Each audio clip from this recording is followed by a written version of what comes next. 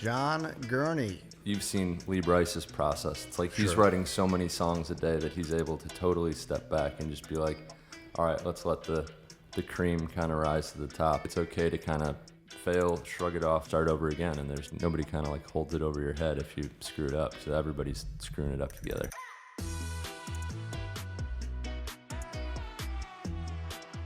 It's good to be back at East Ivy. Yeah, welcome. Thanks for being on. Thank you for having me. The Big Idea Podcast. But welcome back, my former roommate. Of course, it always gotta love this place this time of year, especially. Yeah, exactly, man. We miss you, but I love Will, but I miss you too, man. You know, it does always feel like home a little bit walking back in here, so it's good to be back. So what's been going on, John? You've been traveling a little bit? Been traveling. The last few days I was up, we did a trip for Halloween up to Salem, so we got a little history up there too. We took a break from Nashville because it was always one of those holidays. I feel like Halloween and New Year's are always one of those where you kind of build up the party and everything around it so much that you always get disappointed. So we just decided to mix it up and get out of town, and we went some of the best people watching up there because they really love their Halloween. So it was fun. We just dipped out of town and just got back last night. But yeah, it's kind of the slow time of year here in Nashville where you can kind of get off and recharge the brain a little bit. November through January are typically kind of the slow period, so we got out a little early, and this is kind of the writing and recording stage of the year until we get back and kind of hit the shows again.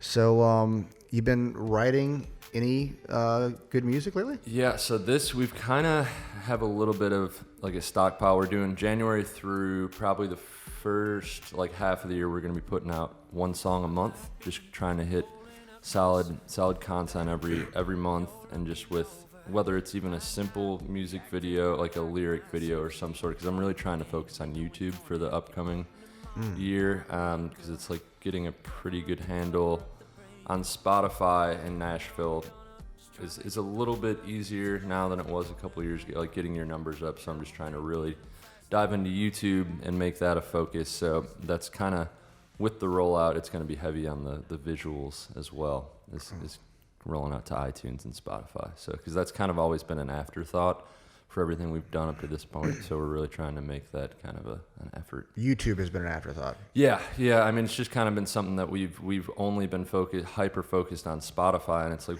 we've done well there, and now it's kind of just getting support, because when we're not trying to pitch everything and put a bow tie on everything for the labels, but I know that is kind of a big focus of what they're putting at, is that all numbers and everything is kind of growing at a certain, if not even at least a certain ratio, or if Spotify is the highest, that YouTube should at least have in some sort of growth together. So, and YouTube is pretty minimal. We're starting fresh. Sure. So. Sure. Yeah, I mean, the different platforms. I mean, you've done well on Spotify, right? What are your downloads at right now? The streams, we just surpassed 30 million total streams. Okay. And we put out our first song a little over a year ago. So that's something that's we've done well, and something I'm very proud of. So we're trying to just kind of use that as leverage and just kind of strike while it's hot and keep stuff going. So. Interesting. 30 million streams. I said downloads, but streams in a year. But they do have downloads too, and it's easy. It's kind of interesting to learn. So like if you like a song, so you can download the song so that when you're not on Wi-Fi or on an airplane, so they do check that too. So it's like their algorithm on how they kind of generate what is a successful song is interesting, because additions to personal playlists and downloads is something that they look at very heavily. So. Yeah, it's crazy. It's an interesting new world right now, with all the streaming and all the downloads and whatever you call it, streaming and downloads actually. And staying ahead of the curve is important. Like jumping on YouTube and figuring out that before everybody else does. That's part of the key of being successful. Because YouTube's also about to be a major player in music streaming in the next 2 years. So getting ahead of that. It's like they haven't done any official rollout, but they're coming. Yeah, well, the interesting thing about YouTube is it's the second largest search engine in the world, next to Google, and that's powerful. I mean, when you go to search for regular things, you go to Google. When you go to search for any videos, you go to YouTube. Yep. And so I remember when Google first started, and it was a better search engine. And I've been an internet marketer for I don't know how many years, since 2001, so a long time. And it was the Wild West. So my martial arts school, I was able to have 38 of the top 40 listings in Nashville for martial arts. That's how I dominated that whole field. But what I noticed about YouTube now, YouTube in many ways reminds me of Google like 15 years ago, because you can I say manipulate the search terms, but you can get the right headlines that are keyword heavy and rank fairly easily. Yep. I mean, that's what you see too with like the young vlogger. It's like every video title is essentially clickbait too for the guys that are doing it well, especially with a lot of that comedy stuff, and their numbers, the views for like even Jake and Logan Paul, like some of those dudes that are hated because they're being polarizing on purpose, but they're just kind of young.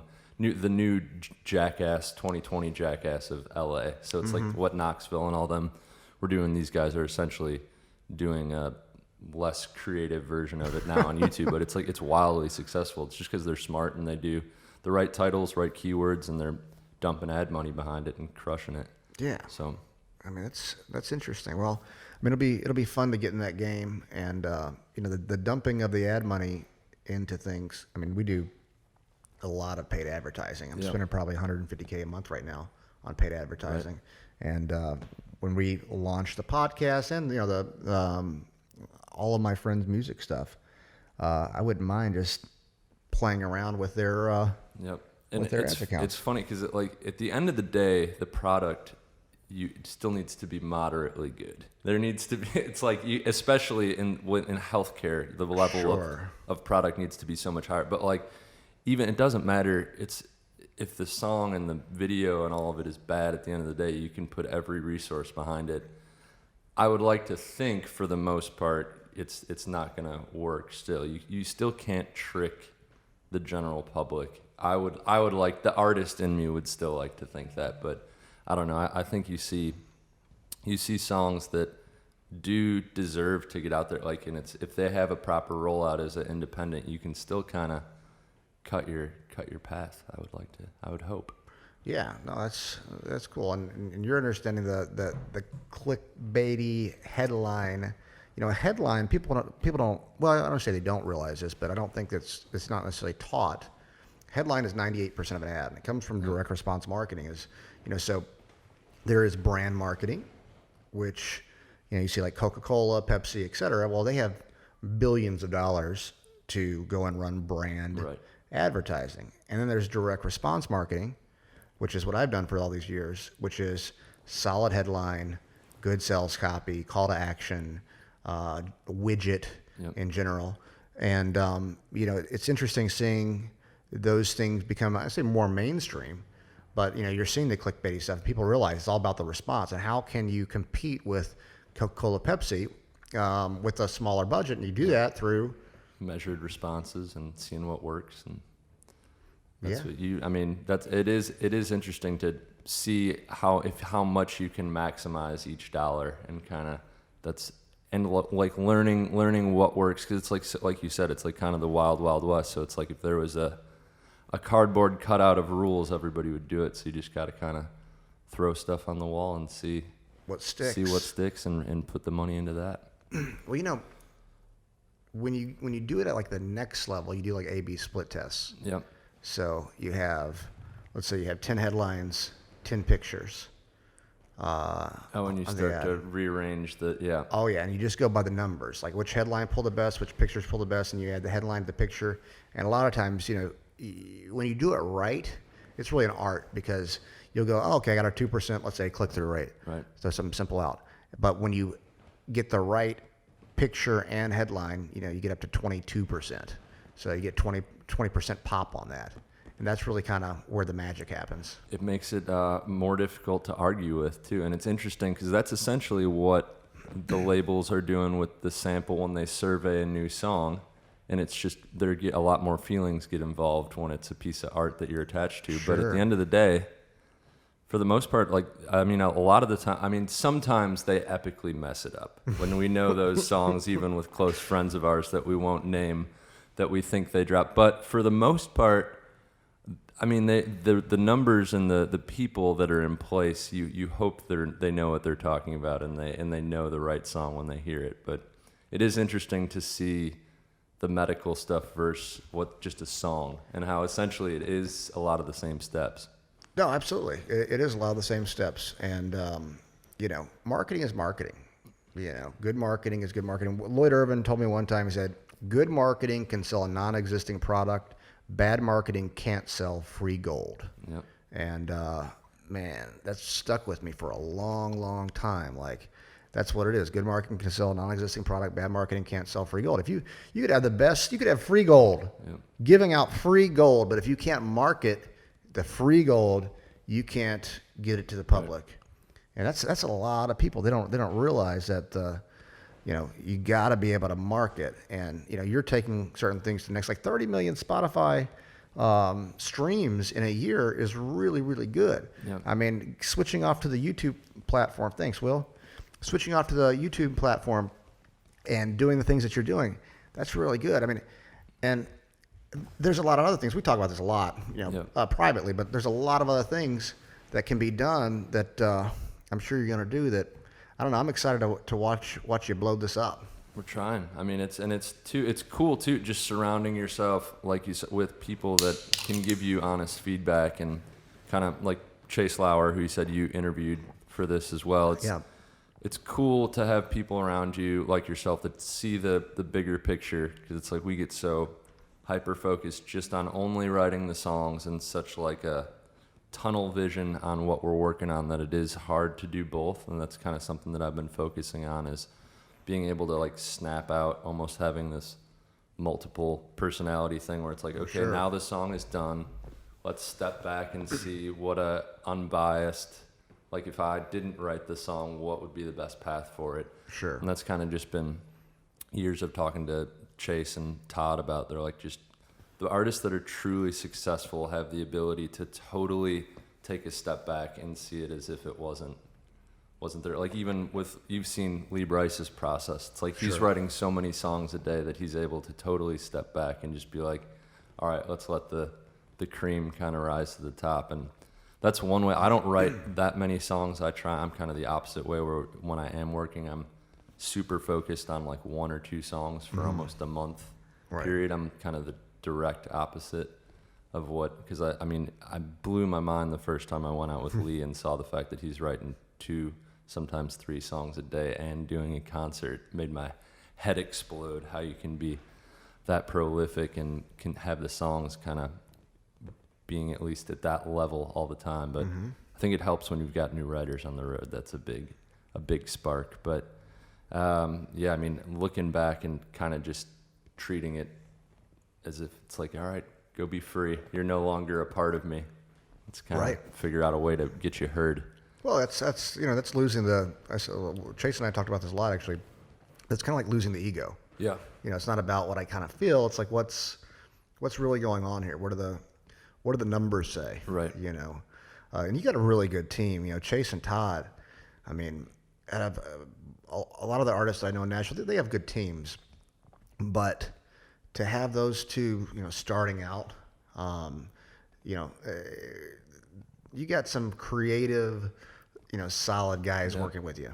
And you have to be able to know that you're going to drop the ball. It's like you can't experiment and expect things to not go wrong. Like there's been stuff that we've dumped in. We're like, all right, that was a waste of time, but let's move on to the next one. That's the only way that you're going to kind of hit on some of the cool new stuff, is just rolling the dice. Yeah, you got to roll the dice. You got to be okay with failing.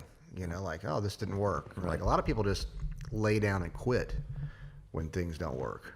It is, but that's what's so kind of refreshing about Nashville in general, is that there's more of a community, especially in the music industry, because it's usually so cutthroat. It's like even the little time that I've spent in LA and coming from Chicago, there's so few successful Chicago artists now that it's like such a tied in, no newcomers, and it's almost like it's okay to kind of fail, shrug it off in Nashville, start up work your side hustle, get your money back, whatever it's bartending, whatever you're doing. Sure. Get the money, go do a new video, and just start over again. And there's nobody kind of like holds it over your head if you screw it up, because everybody's screwing it up together. Yeah, that's it. Well, it's respect. People respect the hustle. Yep. Like it's recognized where it's like, oh, you're doing your music thing here, but you're also bartending because you got to hustle. You got to make a living. Yep. That's there's a respect in Nashville for that, and it is unlike many other cities. I was talking to Chase yesterday about starting out at South and how that all came up and the Lookout and all that stuff. That was a wild time that none of us, because even I get jealous when I hear your stories of like the glory days of Nashville, but that was kind of our time where we didn't, Sam Hunt and Brett Young and some of these guys that were hanging out in there, we all kind of knew that they were on the cusp of something that was potentially really great, but nobody knew the magnitude of what it was going to be. And it was just the same thing. It was everybody just kind of no ego, and everybody hanging out, and it just happened to be in one bar that was right on Demubrian. The bar went down, which is kind of ironic. It's like that we made it out in the bar did not, but better than the other way around. That is better than the other way around. But it was a kind of a cool time, and a very interesting creative time, because you look at who kind of came out of that bar, and it was Brett and there was Sam, and even the guys that went on to LA, like Dan Hennig was another guy. It's a successful YouTube guy and writer now, just signed a pop deal. But like even the guys that were just kind of casually floating in and out of there, that any given Tuesday, that was kind of our night that we hosted around. You'd see a whole bunch of big names in there. So yeah, and that's right when I started meeting John Stone too. So Stone came into the mix and that was kind of a little bit of the old Nashville meets new Nashville. So our groups kind of totally intertwined, and it happened in a really cool way. Yeah, it did. It's cool to see some old and new intertwining, and we're all the same. Yep. Just different ages, but we're all the same. Not all a whole lot of difference. It's like the scenery changes, but everything is the same at the core. Exactly. We were talking about to Chase yesterday about this. Yeah, a lot of it's about collaboration. Like, one of the things that I think makes Nashville unique is how collaborative it is, and how people do work together. And instead of trying to hold people down, they try to lift them up. Instead of giving handouts, you give hand ups. That's right. People are willing to hustle and work. People are willing to support. And why do you think Nashville is different than other cities with that? Why do you think that is? Well, I think you kind of hit on it there. I think people are just more appreciative of people that connect other people here. Like, where in other places it's not as noticed. If I go out of my way to introduce, even if it's a songwriter and a producer, it's like that's kind of the really solid producers here are really hard to find. And it's like that was kind of my voice I was searching for it. So, and it's like I got introduced by a friend of mine to John Vesley, who ultimately started recording and producing all of my stuff. And it's like one of those where I will always remember that. And just like meeting, Stone has been every time we would walk into a party where I didn't know anyone, he would go out of his way to make sure every music person in the room I was introduced to. And I will always be grateful to Stone for that, because it's something, it's like, it doesn't cost you a thing to connect people, and you never know what you may create by just introducing those people. And that's kind of a huge thing that Nashville represents to me. Yeah, absolutely. And it is. Ultimately, it's always cool to help people, because especially people that you know are going to work hard. Yep. It's one thing to introduce somebody, but a lot of people don't do with that what they could. Right. So they don't make the call back with the introduction. They don't remember the next time. They don't. If they see them out in public, they're like, they don't go and shake their hand again. But then there's some people that do. Guys like you do. Guys like a lot of our friends do. They actually they see that hustle, and they understand that it's about building relationships, and it's about helping as many people as you possibly can. Yep. And as you're helping people, other people want to help you. It's just a natural thing. One of my favorite quotes is, "Give without remembering, receive without forgetting." Yep. It's like, just give. And to me, it's amazing because it always comes back. if I give, I don't ever, like, I don't keep tabs on people that I help by any means. I don't even think of it like that. It's like, oh, how can I help you? How can I help you? Yep. But when you live a life of service and you live a life of helping people, people are naturally going to want to help you. It's, if times are down, if times are bad for you, they're going to naturally want to help. If times are not bad for you, if you're just working on a project, they're naturally going to want to help. And that's really kind of, to me, what Nashville represents. You can't be taken advantage of if you give without expectation. That's one of my favorite quotes too. That's nice. It's just it. That's what my mom said a lot too growing up, and it's like, doesn't cost you a thing to get two people in a room and see what happens. So just let it roll. Absolutely. That to me. I mean, obviously, like the Nashville that the tourist sees is much different from our view of it, but it is. I mean, Nashville, the landscape is changing too with all of people from even the LA and New York scene coming here. But it's like once they come, I think you adapt, because it's too small of a town to kind of be an asshole here. That's right, it's like, man. It's cool to see people come here and be like genuinely impressed with, I think honestly, the integrity and a lot of the character that the local music industry has here. Yeah, that's what it is. I mean, it's. I was a little nervous for a minute with Nashville. People starting to come to Nashville and maybe it would lose what makes it special, but it has not done that. Yeah. I mean, traffic is different, but and people are like, oh, do you like all these people downtown?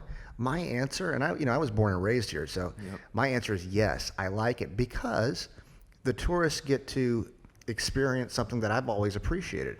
I mean, I always like all honky tonks. I always love great studio musicians playing on Broadway.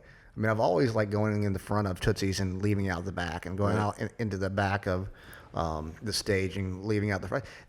Stone and I have done that for years. Yep. So that's something that I've always loved to do. And so the fact that it's just more people now. And the level of talent continues to rise in those bars too. It's the same thing. It's just like everything else. It's like as it grows, you're going to see better and better entertainment in Broadway. Right, absolutely. Chase was saying a John Stone quote was a high tide raises all ships. Yep. And that's very, very true. I mean, the higher tide we get here in Nashville is going to raise the ships. And as long as we do kind of keep the property value. And the property value, yes. Yeah. So, and that might not be considered a good thing by some. But to me, it's always good when the property value is rising in Nashville.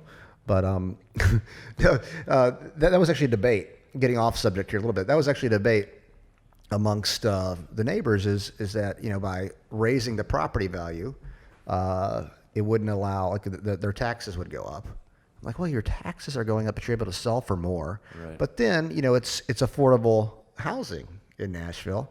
So, I mean, when I come back full time, which hopefully will be in the next 18 months, full time for me is probably 6 months. Yeah. But when I come back 6 months a year, which probably the next 18 months, I really want to develop something here that allows artists, as in painter artists and musicians, to live in one creative environment for, like low income housing. So it's affordable housing. Not low income sounds a little rough. I don't mean that, but just affordable housing for artists in general, and have it close by and have a nice creative space. And so, it's actually something that I want to do, because the property values are raising up. My parents couldn't have afforded to live in Nashville when I was growing up. So, there's two sides. But anyways, going back to where were we? To where were we? Oh, ADD.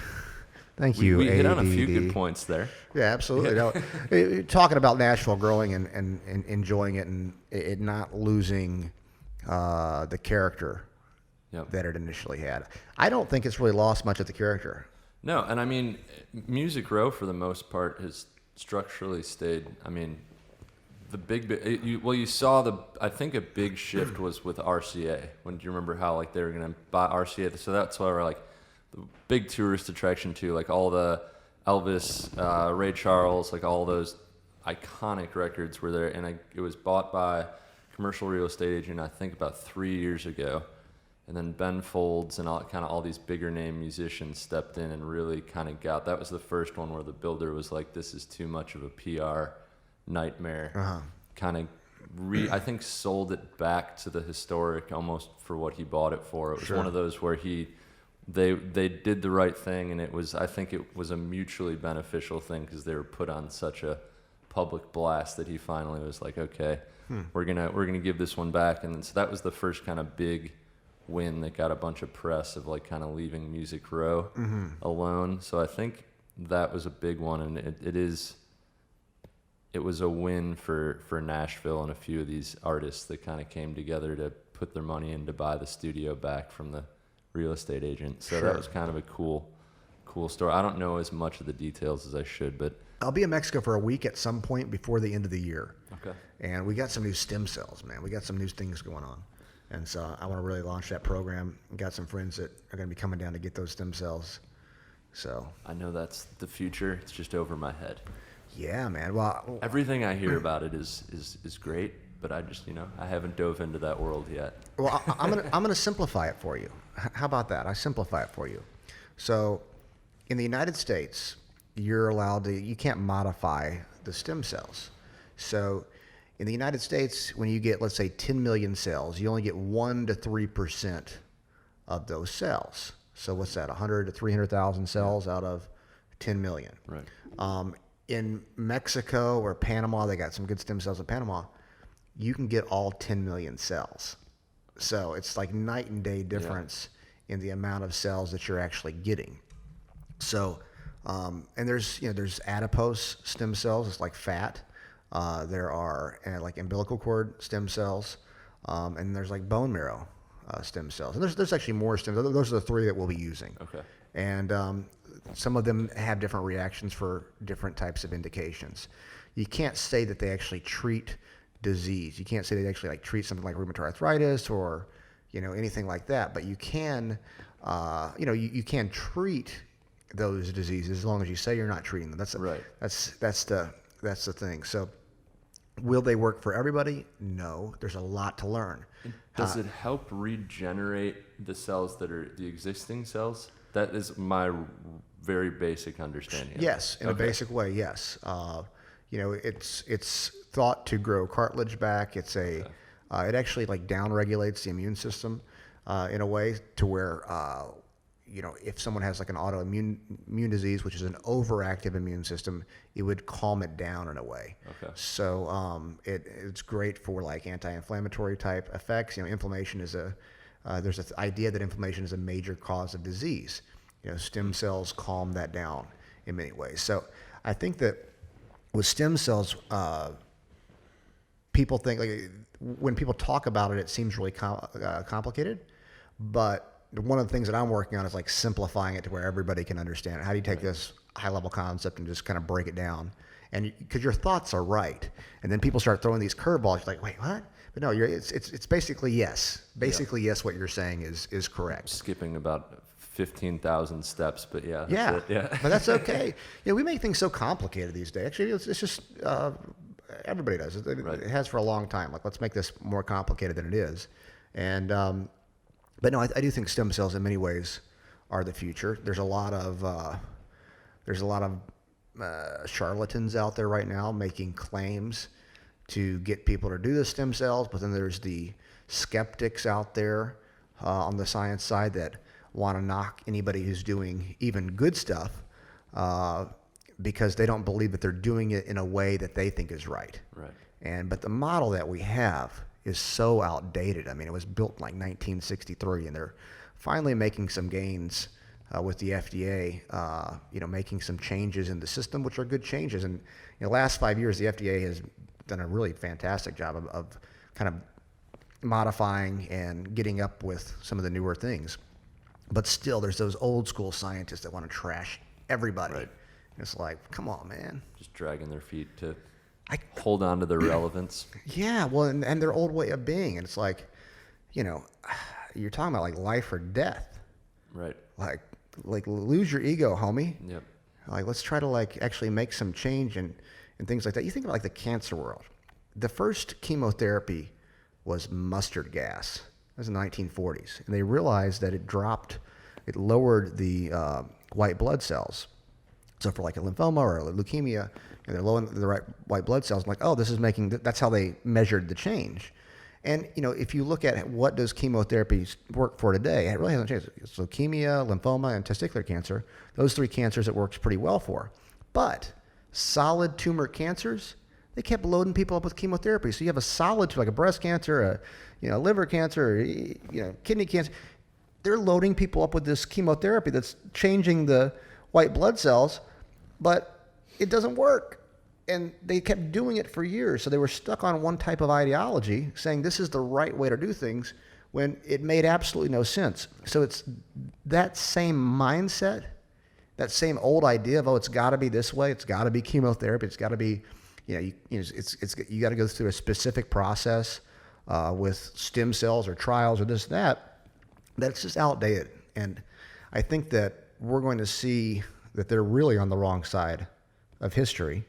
And that we're going to make some big, gains and changes in the next 10 years. That's exciting. I mean, the stuff that even what I'm seeing, the progress at Hope Song and Chipsa and down there, like what you guys are doing is mind blowing. So I can't even imagine too when you go to some of these conferences and fully understand what they're talking about, how cool that must be. It is really cool, man. It's really cool. You have these things called checkpoint inhibitors, which Jimmy Carter, or the president Jimmy Carter, used to, I would say, cure now. It's been over 5 years. Cure his stage 4 melanoma, had metastases to the brain, and we're able to combine these checkpoint inhibitors now with a lot of the stuff that we're doing.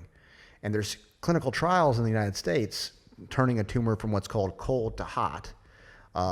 That they're in phase 2, and they're really focusing on this. And we've been doing this for years now. So, I mean, it's kind of cool that we're able to, I would say that we're really ahead of the curve in many, many ways on what's being done than what's being done in the United States. They're actually now, I mean, it's kind of like an acknowledgement. Yep. It's like, oh, good, you're doing all these trials. They have so many dendritic cell trials. Chipsa has been doing dendritic cells since like 2000. Dendritic cells won a Nobel Prize in medicine in 2011. And then, you have a drug called Provenge was approved in 2010. It's the only dendritic cell vaccine that's approved in the United States. That drug, and I'm glad it was approved, but it's $93,000 for 3 doses. We do 3 doses of a dendritic cell vaccine, not the same, but it's, a lot alike, non-antigen specific, 3 doses for $7,500. So you go $7,500 or $93,000. And, it is awesome to see, though, that these drugs that used to be considered quackery are now being considered mainstream science. So, yeah, times are changing. Have you heard anything about this, the CRISPR technology? I haven't, but I know, that's too, just even being around. Have you met Justin Clough yet, the videographer? Yeah. So he's working on a small documentary about CRISPR stuff right now, too. I told him that you were diving into that full send. Have him call me. Yeah, I'm actually going after this to go hop on a bike ride with him, so I'll bring that up. Oh, yeah, cool. To hit you up. Well, so our chief medical officer is a guy named Franco Marancola. He was the chief of immunogenetics for the National Institute of Health, and he actually wrote he's a co-author of the main textbook that oncologists use for immunotherapy for cancer, but he is like a leading CRISPR guy. Really? He's a chief scientific officer for a biopharmaceutical company that's doing what's called CAR T cells and CRISPR.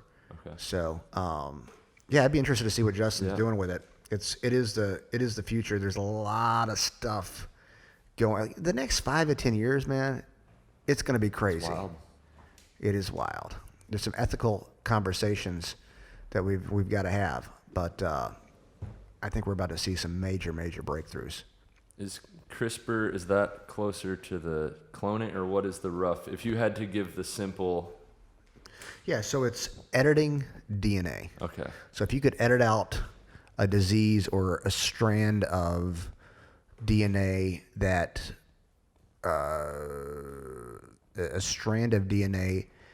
is causing the disease. Okay. That's what it is. Just gene editing. So you're editing the genes.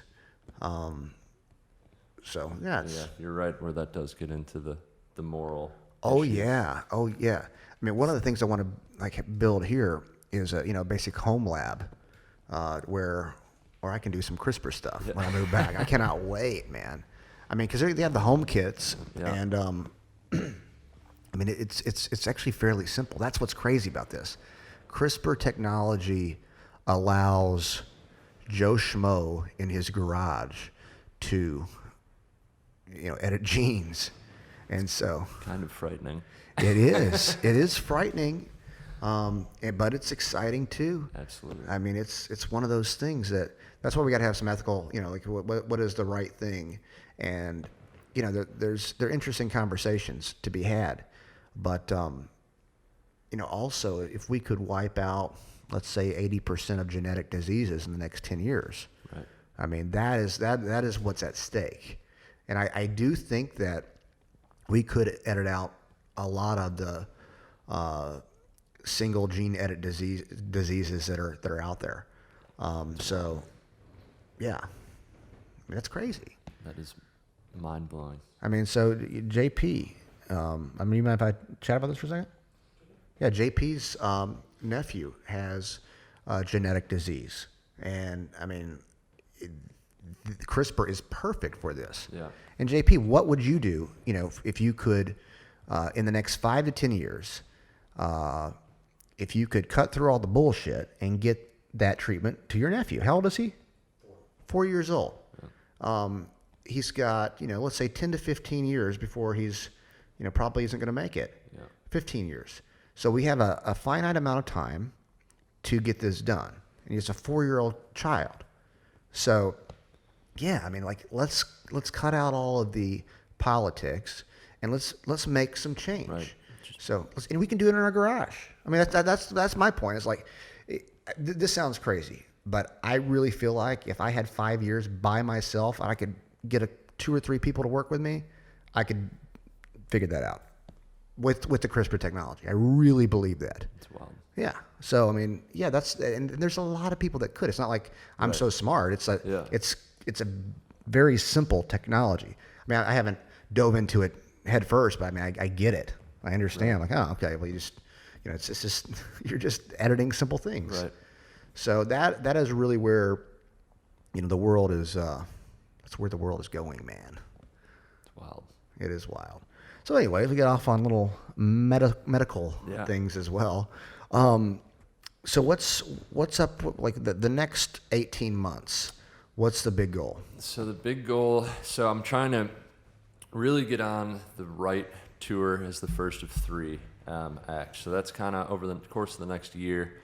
It's kind of figuring out where we have the most leverage, because it's like that's always, they're not, every label wants to get their baby act on that same tour. Every booking agency already has their acts that they're working with, and where we do have a little bit of leverage right now is we've been handling all of our booking internally too at this point. So it's nice to still have a few resources of talking to a couple booking agents, figuring out what makes the most sense, because they're all kind of competing over getting the new acts too. So I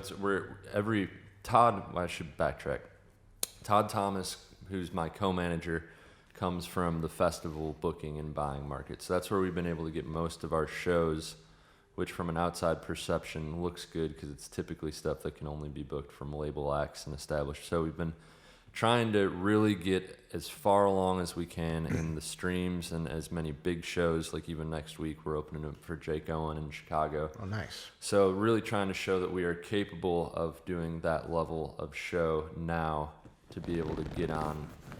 It doesn't have to be an arena show by any means, but like even one like we named knowing Brett Young, like Brett Young, perfect demographic, and so it's that being a first show out of 3 on a show like that is the big kind of milestone for the next year. Another one, Sirius XM, The Highway, is another one where I really want to kind of get songs in general rotation. I've had one song that was it's called On the Horizon, but it's played Friday, Saturday, and Sunday. Mm-hmm. So getting on the regular playlist and really hitting XM, and then the final frontier is terrestrial radio. That's level 3, final level of the video game. Yeah, it's like level 3, terrestrial radio. But yeah, I would think that that's kind of very attainable goals for the next year. Nice. So, when you moved here, 7 years ago? Yeah. Did you?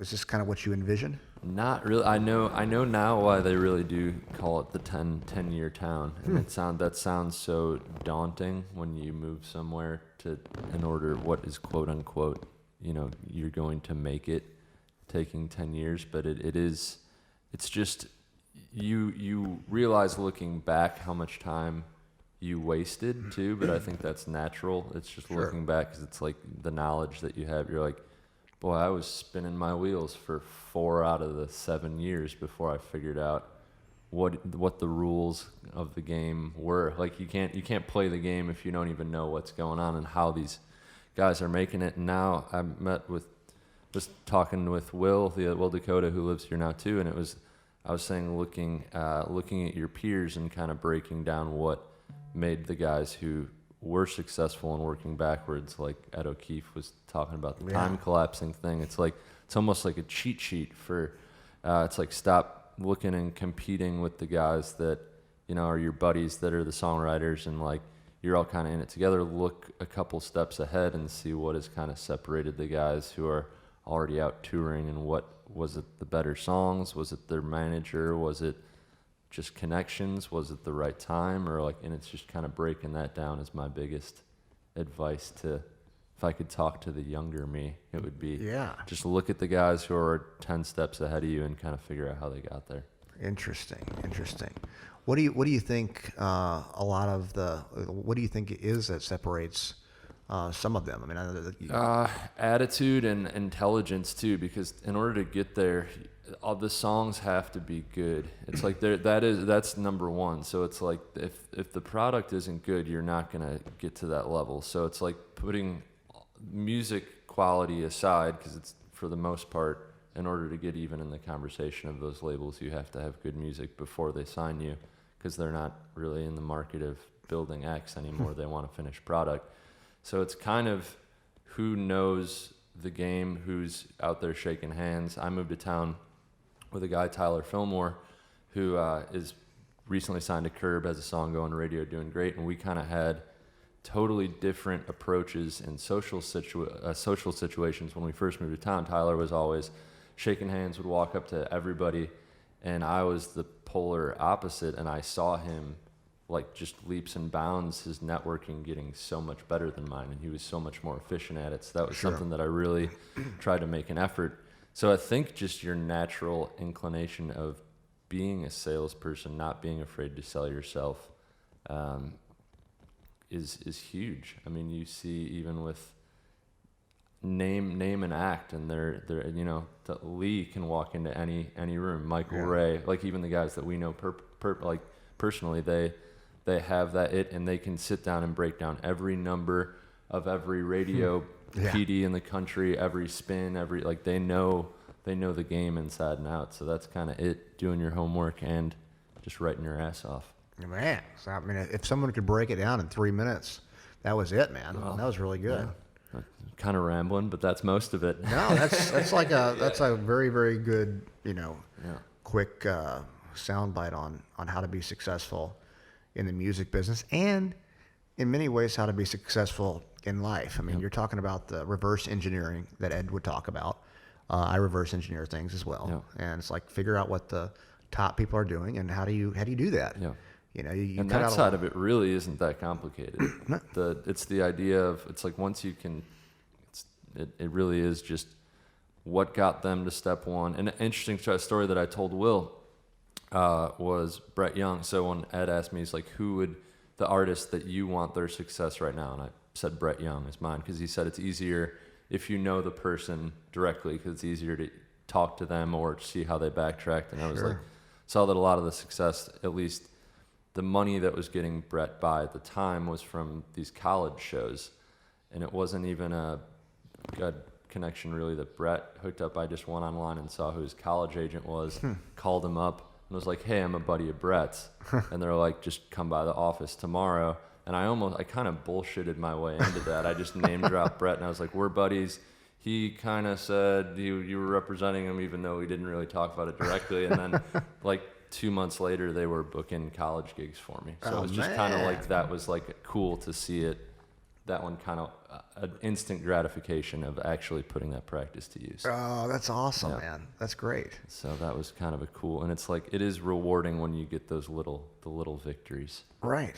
Absolutely. You got to have those little victories. You got to celebrate those little victories, man. That's another thing too that you mentioned. Chase and Todd, they're huge on. It's like the victories are seldom, so make sure like don't lose track. Don't get jaded by like the stream as the numbers get bigger. It's like every little step, celebrate it, because that may be your last step. You never know. That's so true. The celebration is key. And I mean, moderation. Celebration and moderation. Celebration and moderation. Well, one person calls it celebration might, be debauchery.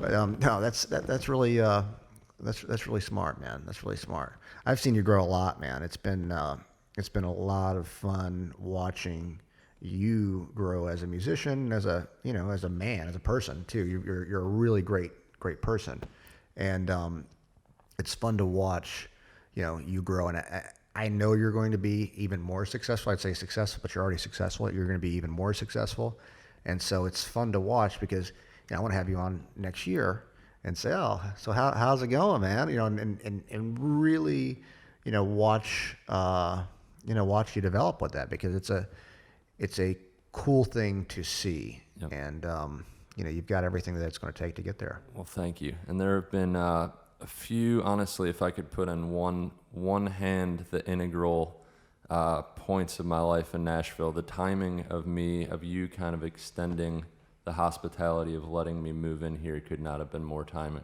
Like, I think I told you this when we had after a few drinks one night, but the timing was kind of a godsend, just because I was very ready to take a very terrible publishing deal that probably would have changed the course of everything. And it may have worked out too, that deal, but looking back, it would have been a very bad business move. And living here allowed me the financial freedom to not have to take that. So mentorship and your guidance aside, that I will always, from the depths of my heart, be super grateful for. Man. My pleasure, bro. My pleasure. That puts, obviously all of your guidance and friendship aside, but just strictly East Ivy, that was I had a horseshoe up my ass on that one. That was perfect timing. Gotta love those horseshoes. Yeah. Smelled like roses. Yeah. Oh, that's awesome. So, what time we got here? It's almost, we'll wrap this thing up here in about 5 minutes. We didn't get into at all the show. You want to talk about the show for a second? Yeah, absolutely. So, you were part of Very Cavalier for a minute. The first season. That's when the Great Gatsby made his national television debut. The Great Gatsby is a entertainment. Is it called entertainment reality show star? Legend. I would say legend. That's so funny, but it was kind of cool. Like, I was in Mexico and San Diego. I'd like turn on the TV and I watched like 3 episodes. It was pretty funny. So what was that whole experience like? It was interesting because it was shot over 4.5 months, which doesn't seem like it's that long, but it's like one of those things that when you're in it, it seems like it's such a change that it's almost like the shock value of moving to another city, where that first stretch of time seems like so long because you're just constantly getting acclimated. Sure. So it was like not the little things that I kind of didn't realize, like not even being able to schedule like songwrites or any sort of consistency is gone, because the second that they call, you kind of need to go film, which is strange. So it's like you're almost on hold for the whole time while they're filming. And it wasn't as time consuming for me because I was kind of a supplementary character, but it was really interesting to see where the girls that were on the show, they filmed pretty much every day for 4.5 months straight, which even psychologically can take a toll, because you're almost half the day sometimes would be interviews for them, which is wild, where they're interviewing you and rephrasing the same question until they get you to say the one soundbite that they want to hear for their like, because they all have what they call is like their magic line or whatever that their producer wants the interviewer to get you to say. So it's all kind of like this mental chess match where if you're like some people on the show, like on any show you see it with the Bachelor and Bachelorette, like some are there to just kind of play ball, like whatever you want, they're happy to do it, and like other people just kind of have the deer in the headlights, and it's kind of easy to see who's who when you're not, because I, especially being there with Stone, him and I were kind of just the two in the corner in the beginning. John got more into it as the show went on, but early on he was super hesitant, so his hesitancy kind of was contagious and rolled off on me, where we were just like the two in the corner being like, are we making a bad decision? And just I kind of felt like a fly on the wall a lot of the time while we were filming. Yeah, well, I mean, you know, it was, I would feel the same way. Yeah, you know, I can imagine, you know, with the producers putting things in your head per se and working, because they're producing a show and working to get a specific response, how gosh, you probably have some trust issues.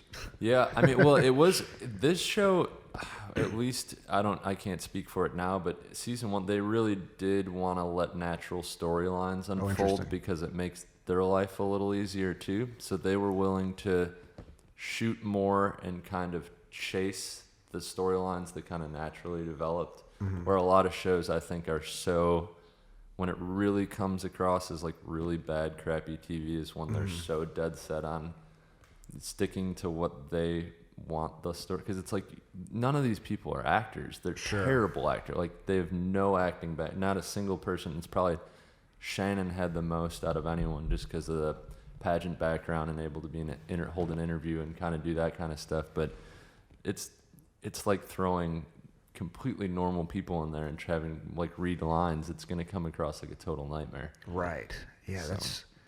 It's interesting. And what was that like all of a sudden, you know, as far as, you know, with your relationship and with music? What was that experience like? Well, that was the relationship, like, because Shannon and I we were brand new dating, like, because we were actually a little nervous because in between when the pilot was shot and they started shooting the show, we started dating, and we didn't know if that was going to be a bad thing. So we didn't tell Kristen and the producers for a while, just because my role was kind of going to be the singer-songwriter. I think they wanted me to be this like playboy trying to bounce around, figure out which girl on the cast they could kind of pawn off, and then it was like, I'm definitely not doing that. I already talked to my mom, but my mom is a Catholic school teacher of 40 years, and I knew that what they wanted me to do was drastically different from what I would be comfortable doing on TV. Sure. So it was kind of a nice way to politely opt out of that role. And I was like, hey, Shannon and I are dating now. So I was like, that worked out well. That kind of got me off the hook on that. But we had a couple nights going into it where we really talked it out. It was hard on the table. Like, is this a good idea for our relationship?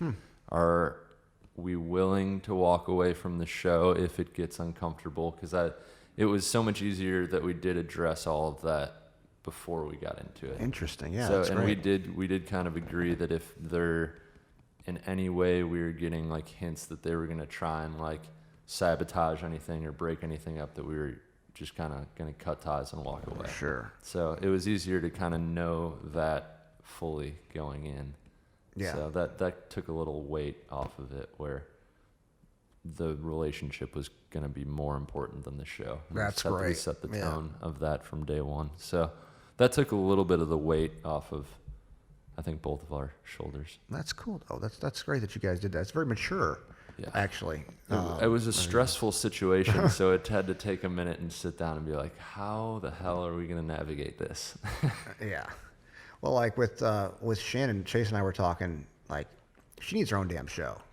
I mean, there's nothing how do we make that happen? But I mean, I think it's gonna Really? happen. Okay. I mean, in some capacity, I think she's born to do kind of the red carpet interview stuff, that kind of stuff especially. So she's got enough connects where somebody will reach out. I'd love to see that because she's hilarious. Yeah. I mean, really, really hilarious, and I think she's made for that. The first season, it was the Shannon show. It was. And as we were saying, like number one law of the 48 laws of power. Yep. Don't outshine the master. Don't outshine the master. I bet you she knows that. Actually, and you know what? It's okay that she outshined the master because I mean she's being herself. But you know, it's good to know those things as well. But I think that she's made for it, and she'll do freaking awesome. Yeah. So. She's been crushing it, and she's kind of born to do even all the online marketing stuff, and she's working, kind of doing more of the. I'm trying to ease her into doing more of the MC and hosting events and all that, because I think once she gets the swing of it, she'll crush it. Yeah, she's got a lot of talent. That's my stomach. I don't know if you heard that. I thought it was a storm brewing outside. Good God. But no, she'll do great with it all. Well, man, thanks so much, John. Thank you for being on the podcast. I enjoy the conversation. I appreciate all the things that you're doing out there right now, man. I'll have to get down to Puerto Rico and Mexico while you're there. We'll time it up. Come on down, baby. John Gurney Thank you, on guys. the Big Idea Podcast. Thanks.